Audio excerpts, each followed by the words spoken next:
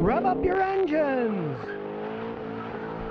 Welcome to my Thursday video where I answer a viewer's question with an entire video. FSAPO asks, why does Chrysler have such a poor history of reliability? What are some specific things that tend to fall apart on Chryslers? And what do you think of some of the modern engines that they make, like the Pentastar V6 and the Hellcat V8? I'll answer that with a little history, of course, in the beginning. My grandfather was a mechanic before me. Even he couldn't stand Chryslers because they just had poor quality control and they often just used cheap materials. In the 60s, we had customers at my father's corner gas station that had brand new Chryslers. They got 7,500 miles out of their tires before they wore down to the nub because they were using cheaper 2-ply tires. They were just trying to save money when they built them. Now, you won't see that today because there's too many liability suits involved if you put crappy tires on cars. So most modern cars come with decent tires for safety reasons. If they put on cheap tires and they blew up and people were killed,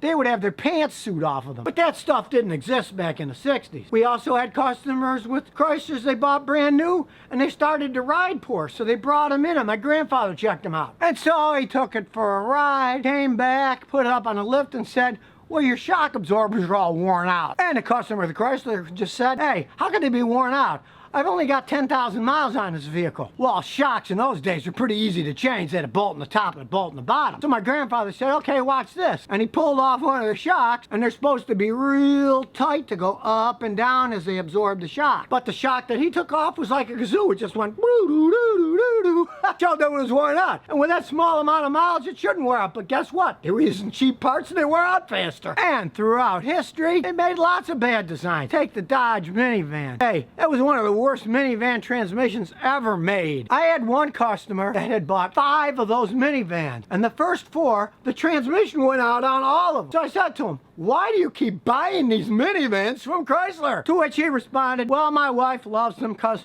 we can go to the soccer games and we can fit all the friends in. So she liked it because it had a lot of cup holders. She was happy with it. And he said, I want to keep my wife happy. So when he bought the last one, he bought the other ones used. He bought the last one new. And he said, I'll keep it until the warranty goes out, then I'll get rid of it and I don't have to worry about having to pay for another transmission. Which made sense in his mind, but guess what? Before it went out of warranty, the transmission broke on that one too.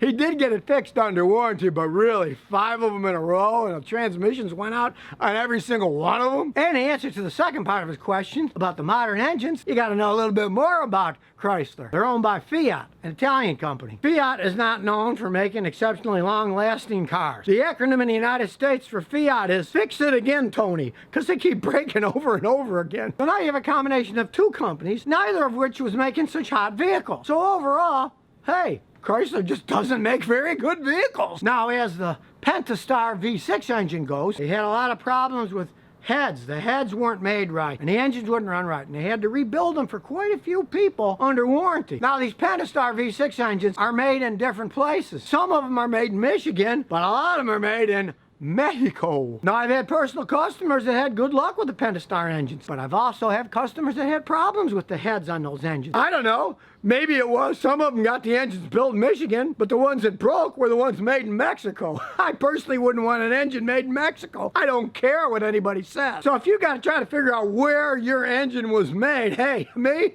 I just stay away from that company entirely. But when it comes to the Hellcat 6.2-liter V8 engine, that actually is a very well-built, powerful engine. Puts out 707 horsepower. A real screaming engine. But these days, a lot of people don't want to mess around with an engine that's that powerful because it's an absolute gas hog too. And let's face it, last of the giant dinosaurs probably, but if you want one of those, you don't care about the cost and the poor gas mileage, they're excellent engines. And it's probably because of where they're made. Because they're made in Windsor, Ontario, Canada. And Canadians, they've always had a history of making pretty good engines, especially in Windsor. If you know anything about Mustangs, one of their legendary engines was the 302 Windsor V8 that was made in Windsor. Those are good engines. You can still buy a crate engine from them to put in a Mustang. And guess what? From Chrysler, you can buy just the 6.2 liter V8 engine that's in the Hellcat. They call it the Hell Crate engine because it's a crate engine. Hey, they're very good engines. Can't say that I'd buy the whole car that it came with, but hey, that's a really good engines if you want to build your own car. So now you know a little bit more about Chryslers. And since this is the Thursday segment where I answer a viewer's question,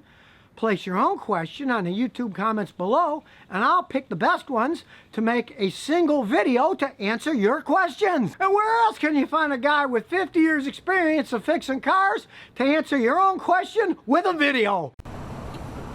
So if you never want to miss another one of my new car repair videos, remember to ring that bell.